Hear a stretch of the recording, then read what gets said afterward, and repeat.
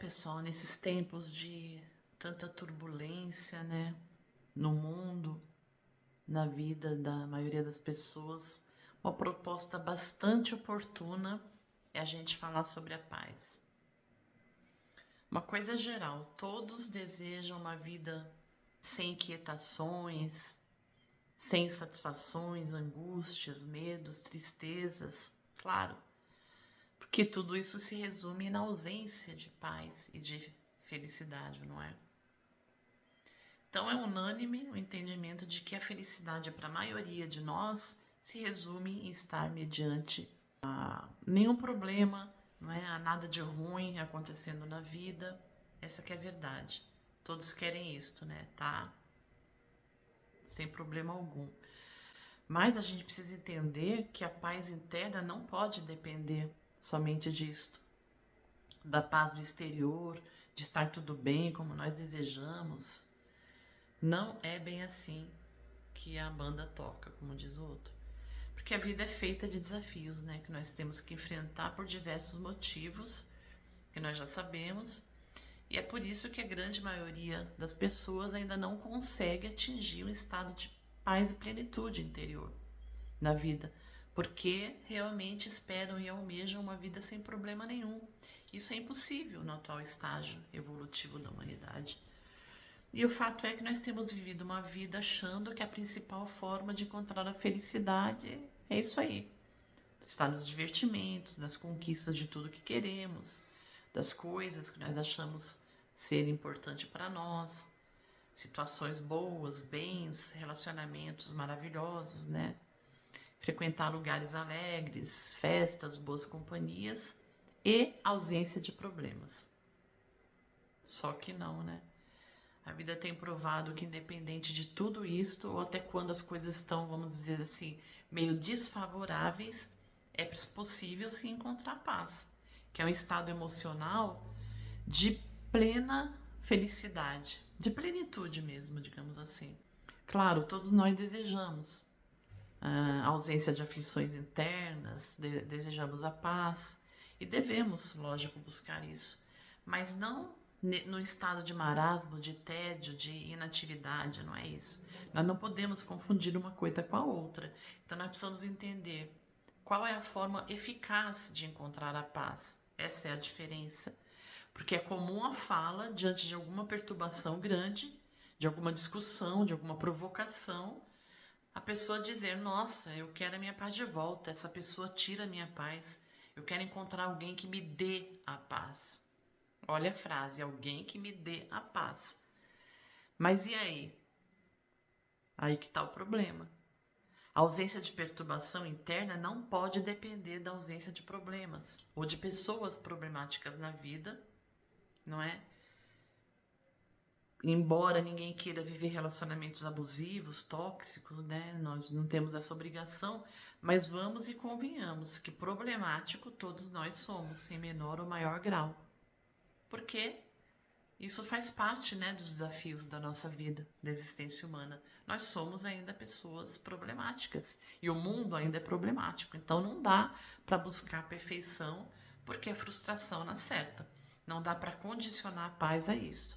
E a dificuldade está aí, né, em procurar a paz de forma errada, porque nós pensamos que a paz vem de fora. Seria a ausência, né, de barulho, de bagunça, de perturbação, de quietude, de insatisfação, de tristeza, de medo, mas não é por aí. Não basta a quietude, o silêncio exterior, nenhuma perturbação, nenhum problema e pronto, você está em paz. Não, a vida tem mostrado que não é assim.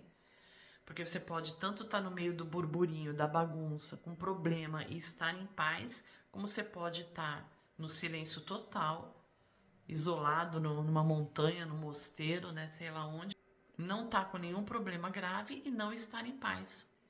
Isso porque nada e nem ninguém pode nos dar a paz e nem nos tirar ela. A paz é uma questão íntima. E por que então? Vamos lá. Aí nós vamos falar, mas se não é isso, por que então? O que é a paz realmente? Para ter a paz é preciso um ingrediente primordial que nós precisamos ter, que nós precisamos alcançar, que é a consciência tranquila. Que quando a consciência está tranquila, mesmo diante do sofrimento, nós podemos encontrar paz, porque nós sabemos que tudo é passageiro, está no kit com a própria consciência, consequentemente, a paz se instala e, consequentemente, a felicidade também, porque a felicidade é um estado, corresponde a um estado de paz profunda, mesmo diante dos desafios, porque nós encontramos força para superar tudo. Nós estamos vendo isso aí diante desses acontecimentos aí do Rio Grande do Sul. Quantas pessoas vítimas, né, estão conseguindo ser resilientes, dizendo que tudo está difícil, mas que para eles, graças a Deus, eles estão com vida, sobreviveram, estão com força para recomeçar, fazendo de tudo para recomeçar novamente, porque não é a primeira vez que passam por isso, né? Muitos estão dizendo isso, né? É muito sofrimento, mas a gente fica feliz de ver que nós não estamos sozinhos, que tem muitas pessoas nos ajudando. Nossa, quanta empatia nós estamos sentindo, acolhimento, quantos voluntários que estão se doando para nos ajudar. Isso é reconfortante demais. Esse é o lado bom. As pessoas estão falando isso, gente. Isso mostra simplesmente pessoas em paz diante do caos. Porque elas estão no caos externo, mas não estão no caos interno. Estão vendo o motivo de resiliência, de continuidade da vida, de força para lutar. Certamente por que isso? Porque, de alguma forma, elas estão com a consciência tranquila. Porque estão fazendo o que deve ser feito, estão fazendo a sua parte, estão conseguindo ter fé e esperança, não é? Porque certamente elas devem estar quites com a lei, com as leis naturais, que são as leis de Deus, com a própria consciência. Então é preciso entender que ao desejar a paz profunda, não é? A paz que realmente traz a felicidade, a tranquilidade, não adianta colocar expectativas nas mãos dos outros, porque nunca vai se ter aquilo que se deseja do outro, quando nós dependemos dos outros. Isso traz muita vulnerabilidade, né? Depender do outro. A pessoa se torna manipulável e daí, consequentemente, vem os medos, vem as decepções, porque as pessoas são limitadas, né? Estão ainda em construção e lá se vai a paz. Adeus, paz, né? A paz realmente é um processo quando a gente entende, ou melhor, quando a gente aceita, né? Já que as leis já estão gravadas na consciência de todos nós, que tudo que nós fazemos de errado ou que nós deixamos de fazer de certo vai ser cobrado um dia pela nossa própria consciência, nos roubando a paz íntima. Então as coisas fáceis, né? As coisas que não dão fadiga, que dão uma certa comodidade, os prazeres fáceis, tudo que é agradávelzinho, gostosinho, mas que não é muito digno, que é bom, mas significa o descumprimento de alguma obrigação, custa caro e vem a conta depois. Passa rápido, mas as lembranças disso, as consequências vão aí longe. Podem durar uma vida inteira, às vezes várias encarnações, e a consciência sempre vai reprovar, por mais que a pessoa tente negar isto. Então não são as coisas que os outros fazem ou deixam de fazer que nos perturbam, nem o mundo, mas o que nós fazemos com isso. Porque nós somos os causadores de nossos maiores infortúnios. Isso está lá no Evangelho segundo o Espiritismo, lá no tópico, lá no capítulo que fala sobre causas atuais das aflições. Vocês podem ver lá. Então, pessoal, vamos entender. A paz verdadeira começa no nosso íntimo. É uma conquista nossa que depende de qualquer pessoa, por mais íntima que ela não seja. Tem um mantra que a gente sempre usa para fazer meditação, que é nada e nem ninguém pode tirar a minha paz. Então o mantra, ele nada mais é do que um treino, uma mentalização para pôr essa realidade, nessa vivência no dia a dia, na nossa vida. Então nós precisamos treinar para que tudo isso que venha do exterior, que seja tumultuado, não nos atinja mais. Não destrua a nossa harmonia interior, que ela é sagrada, ela é tão necessária, não é? Para a nossa vida. Porque uma coisa é certa, mesmo que nós estejamos longe do mundo, do barulho do mundo, como eu disse, isso não assegura paz para ninguém. Mesmo que nós estejamos longe de grandes problemas, de guerras, né? Como tem tantos países aí sofrendo com isto, né? de catástrofes, como nós estamos vendo aí, não assegura paz a ninguém, porque existe algo que pode nos impedir de alcançar a paz verdadeira, que é a mente atribulada que nos leva à falta de paz. Muitas vezes, se a gente for observar a fundo, nós buscamos nos agitar bastante para não nos demorar na nossa própria realidade, percebe isto? Mas a paz pessoal é algo assim intransferível. Alguém pode nos dar exemplos bons, não é? Nós podemos até seguir esses exemplos, conselhos, né, lições, mas a pessoa, por mais sábia que seja, o melhor professor do planeta, o melhor missionário, o maior missionário que nós já tivemos, ele não pode nos proporcionar a paz se nós não desejarmos isso. É como a fé, ninguém pode nos dar fé, né? A pessoa pode nos falar de fé, do que é uma fé assim boa, uma fé robusta, mas não pode nos transmitir isso. Nada e nem ninguém pode nos dar a paz, e nada e nem ninguém pode nos tirar ela. Então a paz começa a acontecer na nossa vida quando nós ouvimos a nossa consciência, porque as leis estão escritas nela, né? Deus nos criou assim, porque se não fosse assim, nós não poderíamos nem ser responsabilizados pelo mal que nós cometemos. Não é verdade? Então veja, como sempre é importante a gente fazer questionamentos que nos leve, né, a refletir sobre as coisas. E nós temos o péssimo hábito de transferir problemas, mas na verdade nós precisamos trazer para nós esses questionamentos para refletirmos sobre isso. Vamos pensar que o problema é o que o outro causa na nossa vida, realmente, o que o outro faz, o que o outro fala, ou como nós reagimos a isso.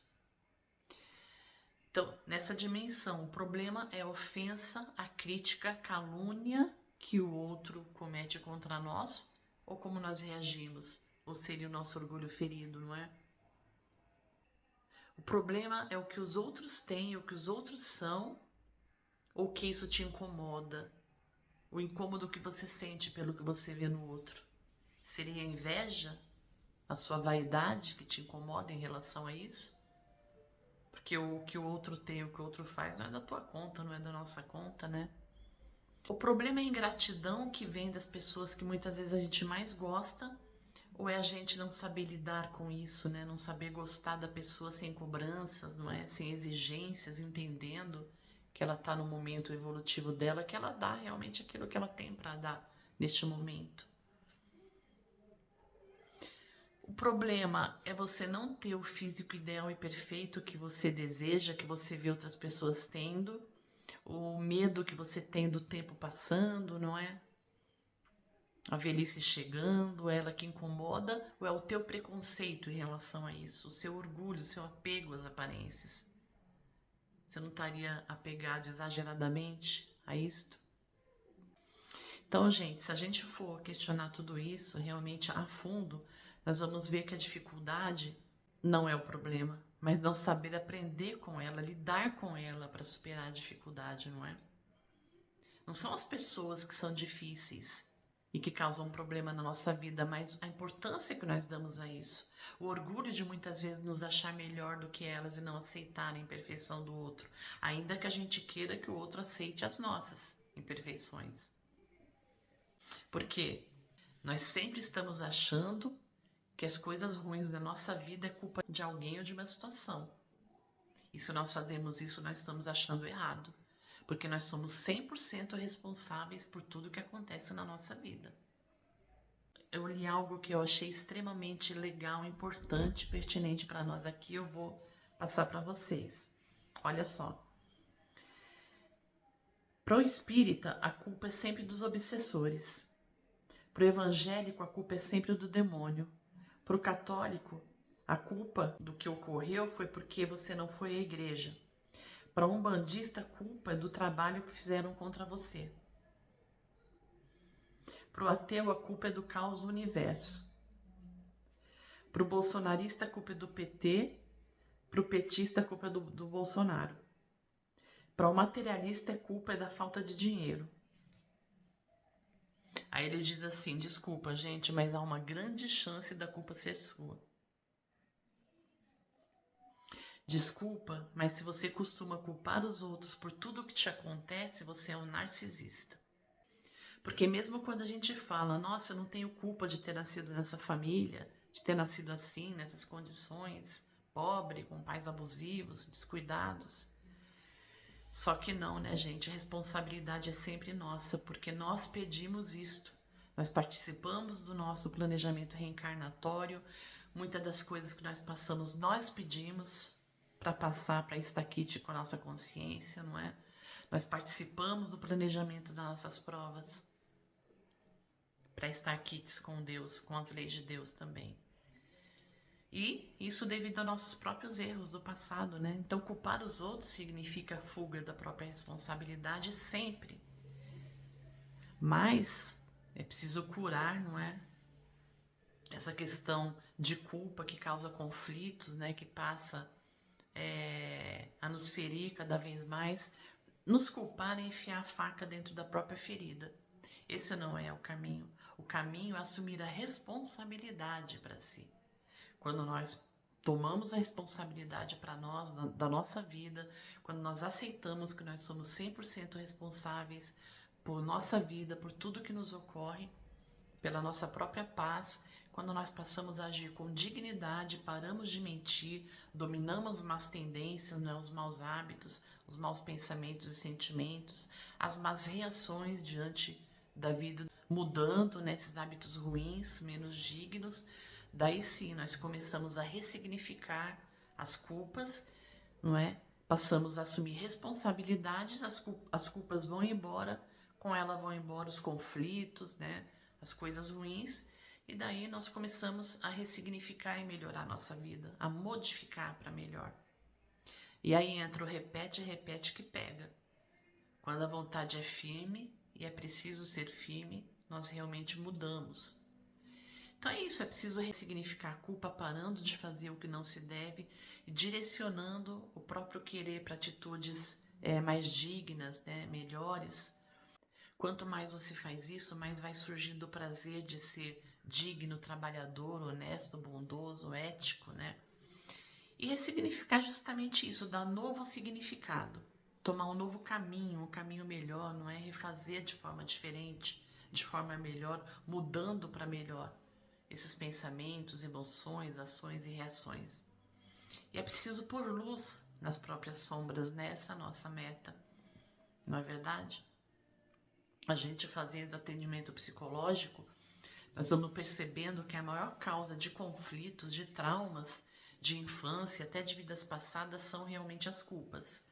Nós erramos, a gente vem errando durante muitas existências nossas, e nós somos hoje o produto, né, dessas nossas vivências. E essas culpas se acumulando, elas vão realmente se manifestando em forma de conflitos, né, de traumas, de autossabotagem, né, porque a culpa leva à autossabotagem. A culpa atormenta muito a maior parte das pessoas, causando, né, essas questões, esses traumas, esses conflitos, os medos, né, que chegam realmente a se transformar em transtorno do pânico, que nada mais é do que isto. E qual seria a base, né, para o tratamento dessas pessoas com transtorno do pânico que nós vemos muito atualmente na sociedade? É justamente isso, trabalhar a culpa dessas pessoas, onde está o foco dessas culpas, na consciência pesada pelos erros cometidos, né? Claro, onde a pessoa se entregou, né, aos seus desejos piores, menos dignos. Essa é a terapia, né? Essas pessoas só conseguem se libertar dessas culpas quando elas liberam as suas consciências do peso. Isso só pode ser feito com uma atitude melhor diante da vida e frente às pessoas.